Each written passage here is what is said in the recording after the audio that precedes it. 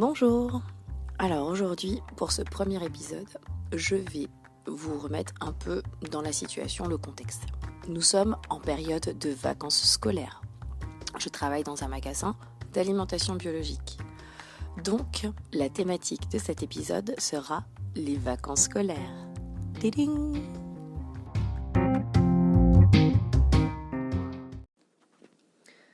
Alors, qui dit vacances scolaires, dit vacances pour les uns, scolaires pour les autres, c'est-à-dire au centre.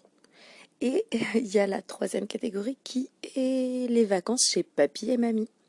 Et oui, et donc moi je serais plutôt dans cette situation-là, c'est-à-dire que, étant donné que dans mon magasin, la période scolaire signifie souvent les papys et les mamies qui viennent faire leurs courses avec les petits-enfants dans le magasin. Première situation, alors c'est une grand-mère avec sa petite fille. Et j'étais dans le rayon du vrac et la petite fille disait à sa grand-mère: «Oh mamie, s'il te plaît, j'adore les chocolats avec les amandes, j'en achète tout le temps avec ma maman, s'il te plaît mamie, j'adore ça, ce serait pour le goûter.»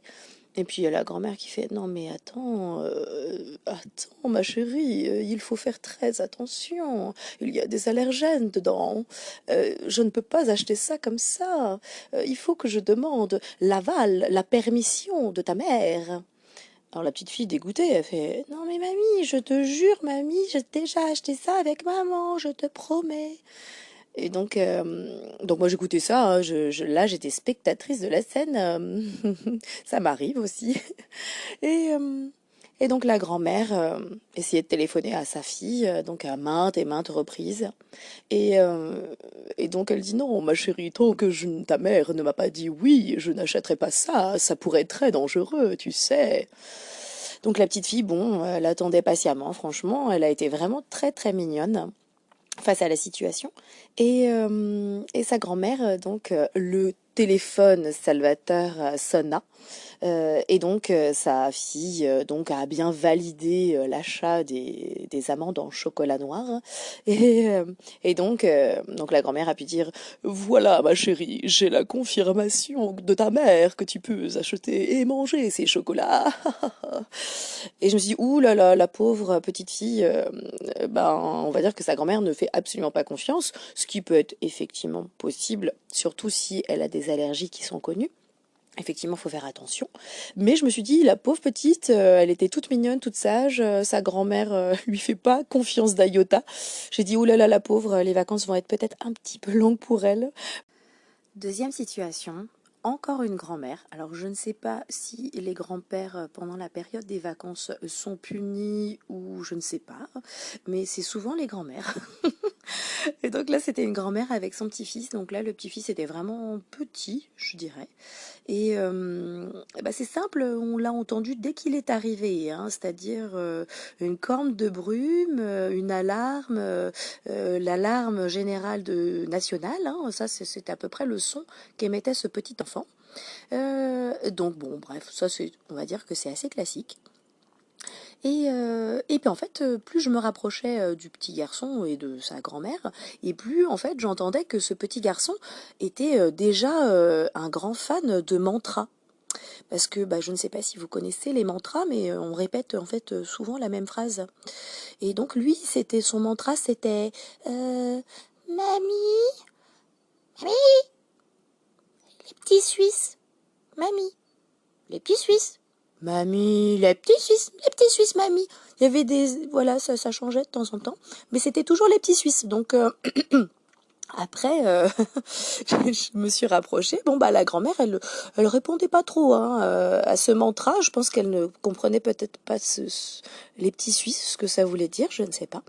Bref, donc moi j'étais à côté parce que il fallait que je remette des fruits et des légumes dans le rayon. Et quand je me suis mise à côté de ce petit garçon, alors je l'ai pas forcément regardé. Hein, je travaille aussi. Hein, je ne fais pas que m'amuser quand même. Et donc j'étais en train de ranger des brocolis. Et là, J'ai vraiment senti un regard se poser sur moi, c'était un peu déstabilisant presque. Et en fait, le petit garçon, il était planté à côté de moi, en train de me regarder avec des yeux grands écarquillés.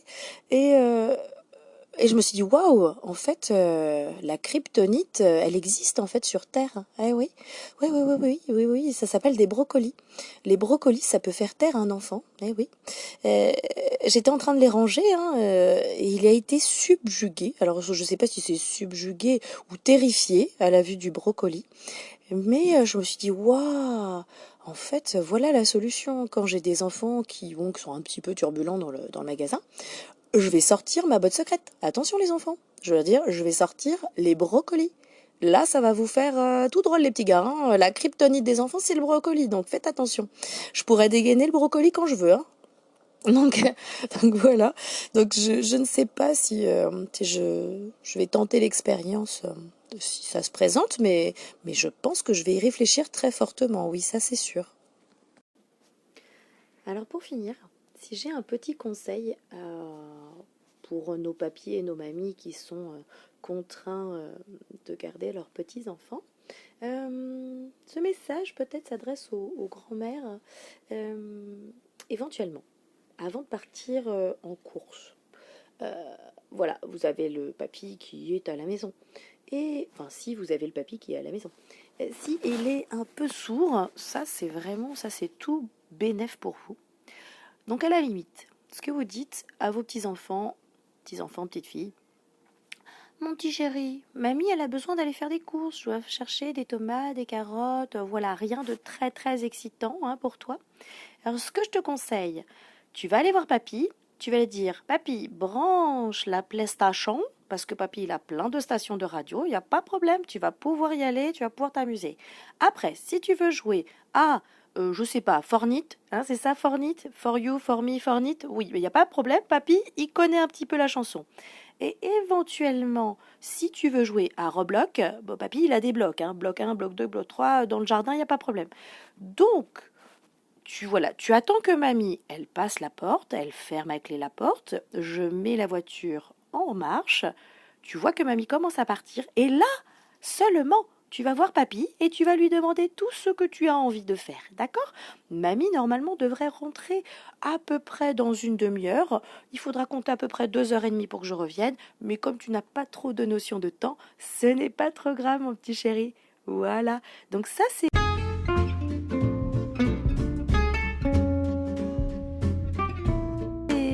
Voilà, ça c'est mon petit conseil à moi, hein, de parents avisés qui connaît la chanson, puisque voilà, on pourrait croire que j'aime pas trop les enfants, mais si, je vous assure, j'ai 2 enfants, j'ai 2 filles, et s'il n'y a pas un intérêt pour les enfants de venir en course, bah en fait, ils vont vous faire passer la nuit de l'horreur, quoi, qu'on soit bien d'accord. Ils vont préférer, voilà, vous tanner jusqu'à temps qu'ils obtiennent gain de cause. Donc, si vous avez envie de faire vos petites courses tranquilles, ça c'est la petite astuce de Mag. Voilà, hein, c'était le petit bonus. Allez, ciao ciao!